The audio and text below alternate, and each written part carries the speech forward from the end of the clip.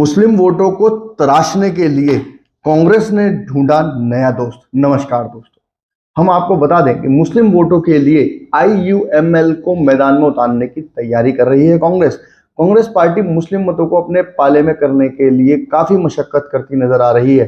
कर्नाटक में कांग्रेस पार्टी की सरकार पूरे देश और अन्य राज्यों में संदेश देने के वास्ते ठेकों में मुस्लिम को आरक्षण देने जा रही है।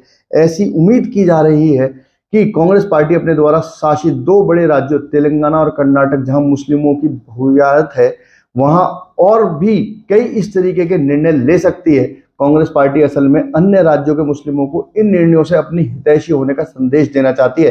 कांग्रेस पार्टी इन सरकारी निर्णयों के साथ ही कुछ राजनीतिक निर्णय लेने पर भी विचार कर रही है, जिसमें अपने लंबे समय के केरल और दक्षिण के राज्यों के सहयोगी दल इंडियन यूनियन मुस्लिम लीग का दक्षिण के बाहर के राज्यों में उपयोग करना है। इस तरीके से कांग्रेस ने बिहार के अंदर बहुत बड़े फेरबदल किए हैं। उससे माना जा रहा है कि इंडियन यूनियन मुस्लिम लीग का कांग्रेस पार्टी बिहार की राजनीति में पहला प्रयोग कर सकती है। जहां इस साल के अंत में चुनाव होने जा रहे हैं, बिहार में 40 से अधिक विधानसभा सीटें मुस्लिम बहुल है। ये सीटें मुख्यतः सीमांचल के इलाके में है। इस इलाके से बाहर भी कुछ मुस्लिम बहुल सीटें हैं। बिहार में इसी मुस्लिम बहुलियत के कारण लालू यादव ने माय समीकरण बनाया था। इसी समीकरण के आधार पर लालू यादव लंबे समय तक बिहार की राजनीति में सबसे मजबूत स्तंभ रहे। कांग्रेस पार्टी और लालू यादव की पार्टी का आपस में गठबंधन मुस्लिम मतों के लिए ही मुख्यतः होता रहा है। हाल के दिनों में ओवैसी की पार्टी ऑल इंडिया मजलिस इत्तेहादुल मुस्लिमीन के बिहार की राजनीति में अपनी पैठ बनाना शुरू कर दिया है। ऑल इंडिया मजलिस इत्तेहादुल मुस्लिम मुख्यतः अपने क्षेत्र बिहार के मुस्लिम बहुल सीमांचल इलाके में प्रभाव जमाने का प्रयास कर रही है। इस इलाके की किशनगंज सीट पर ओवैसी की पार्टी विगत 2 लोकसभा चुनावों में मजबूत चुनौती देने के साथ ही 2020 के विधानसभा चुनाव में 5 सीटें जीतने में सफल रही थी। हम आपको बता दें कि उनकी पार्टी के 4 विधायक बाद में राजद में चले गए थे। कांग्रेस पार्टी का बिहार के मुस्लिम मतदाताओं और मुस्लिम बहुल इलाकों में गहरा असर है। 1989 के लोकसभा चुनाव में किशनगंज लोकसभा सीट से गांधी परिवार के तत्कालीन करीबी एमजे अकबर ने जीत दर्ज की थी, मगर 90 के दशक में लालू यादव के बिहार की राजनीति में उभर आने के बाद बिहार की राजनीति में मुस्लिमों का रुख लालू यादव की ओर हो गया। कांग्रेस पार्टी और अन्य दल इसकी काट खोज रहे हैं। कांग्रेस पार्टी का मुस्लिम मतों के लिए लालू यादव की पार्टी राजद से गठबंधन करना उनकी मजबूरी के समान है। मगर पिछले 1 महीने में कांग्रेस पार्टी ने बिहार में काफी बड़े और कड़े कदम उठाए हैं।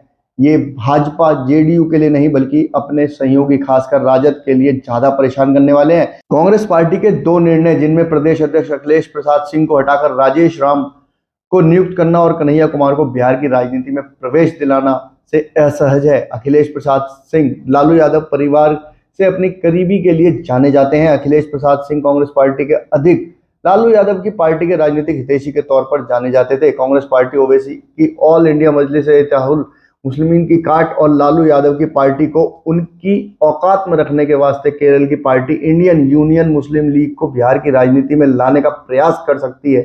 इंडियन यूनियन मुस्लिम लीग केरल में कांग्रेस पार्टी के यूनाइटेड डेमोक्रेटिक फ्रंट का हिस्सा है। इंडियन यूनियन मुस्लिम लीग के साथ कांग्रेस पार्टी का 70 के दशक से संबंध है।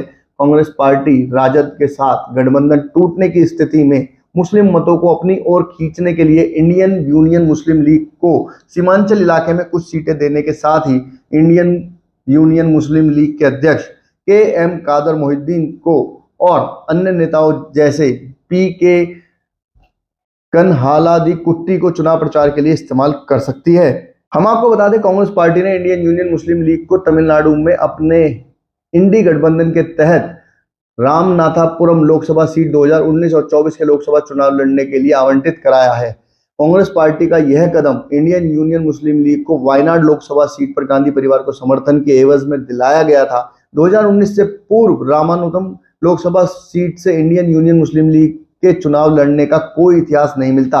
कांग्रेस पार्टी इंडियन यूनियन मुस्लिम लीग को बिहार के बाद पश्चिम बंगाल में ममता बनर्जी के गठबंधन में नहीं होने की स्थिति में इस्तेमाल कर सकती है। साथ ही असम के विधानसभा चुनाव में बकरुद्दीन अजमल की party all India United democratic front से गठबंधन नहीं होने पर इसका उपयोग कर सकती है। इसके एवज में इन राज्यों और अन्य जगहों पर इंडियन यूनियन मुस्लिम लीग को कुछ सीटें कांग्रेस पार्टी आवंटित करेगी। कांग्रेस पार्टी का अंतिम निशाना 2027 में उत्तर प्रदेश विधानसभा चुनाव होगा। वहां अगर अखिलेश यादव से गठबंधन नहीं होता तो कांग्रेस पार्टी इंडियन यूनियन मुस्लिम लीग का भरपूर इस्तेमाल करेगी। जिस तरीके से कांग्रेस अपने इंडिया गठबंधन को कहीं ना कहीं ऐसा मान रही है कि अगर यदि इंडिया गठबंधन फेल होता है तो वो मुस्लिमों को रिझाने के लिए एक ऐसा दाव पेश कर रही है, ऐसा दाव चल रही है जिससे कि मुस्लिम वोटर उसके साथ रहें। यदि कांग्रेस इसमें सफल होती है तो निश्चित ही कांग्रेस इसका प्रयोग पूरे देश में करेगी। यदि ये जानकारी आपको अच्छी लगी तो हमारे चैनल को सब्सक्राइब करें, वीडियो को ज़्यादा से ज़्यादा शेयर करें और ऐसी खबरों के लिए हमारे साथ जुड़े रहें। धन्यवाद।